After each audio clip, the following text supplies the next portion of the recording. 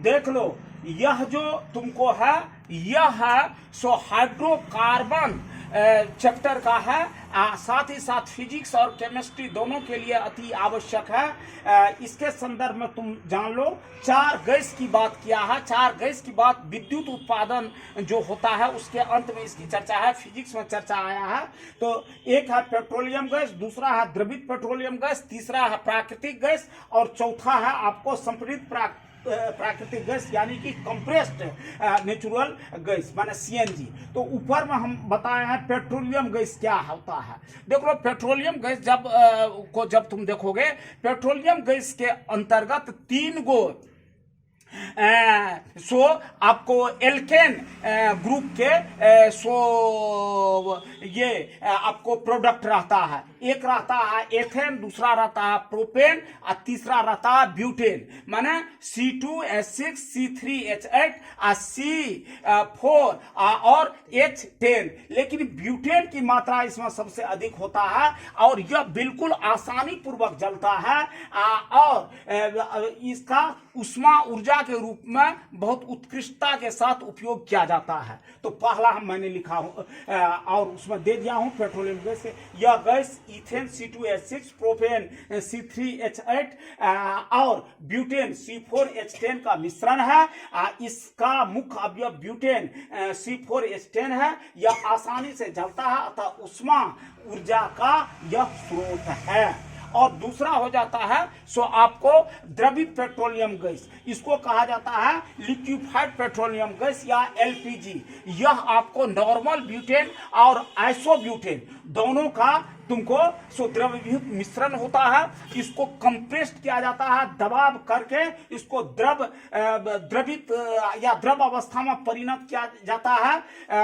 तुम जानते हो जो क्या नाम है, ये गैस जो होता है उसमें अंतराणुविक बल बड़ा कमजोरी से काम करता है, इसलिए आयतन और आकार उसका निश्चित नहीं होता है। गैस में उससे गैस के बाद सो द्रव जो होता है उसका सो आयतन तो निश्चित होता है, आकार अनिश्चित होता है, लेकिन उसमें अंतराणुविक बल गैस से ज्यादा शक्ति के साथ काम करता है।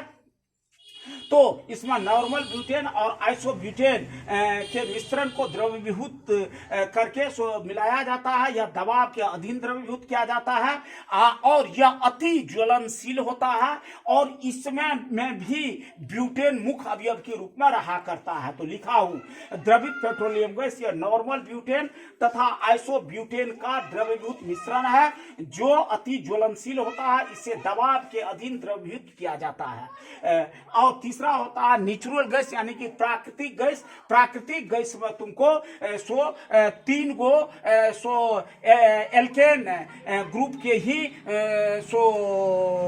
हाइड्रोकार्बन रहता है। इसमें रहता है आपको मीथेन CH4, इसके बाद रहता है इथेन C2H6 और इसके बाद ब्यूटेन यह जो रहता है C4 ये और ये C3 और H8 रहता है और इसका मुख्य अवयव होता है मीथेन और मीथेन 95% तक इसमें रहता है और यह जो है सो एक उत्कृष्ट प्रकार का गैस है। प्राकृतिक इसी ही कहा जाता है नेचुरल गैस और यह भी ईंधन के रूप में ही प्रयुक्त होता है, लिखा हूं। लेकिन यह इसके बारे में एक बात जान लो, यह जीवाश्मी ईंधन है, जीवाश्म के द्वारा यह प्राप्त होता है। तो लिखा हूं प्राकृतिक गैस क्या है, यह जीवाश्म ईंधन है। वास्तव में यह मीथेन, इथेन, प्रोपेन गैसों का मिश्रण होता है और मुख्य अवयव मीथेन होता है और 95% इसमें मीथेन रहा करता है।